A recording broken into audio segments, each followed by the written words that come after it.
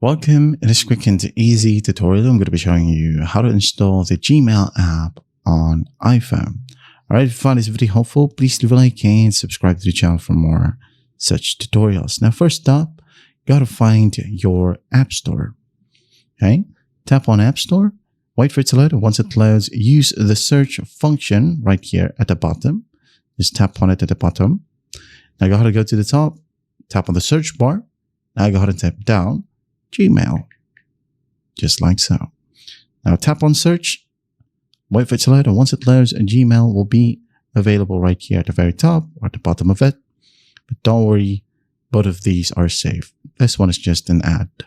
Okay, so go ahead and tap on the cloud button or get, okay, depending on your screen. So just go ahead and tap on it and wait for the download process to finish. And afterwards, it will just automatically install by itself. And all you got to do after that is just tap on open to open up Gmail and just log in with your Gmail account. All right. And that's how easy it is to install Gmail app on iPhone.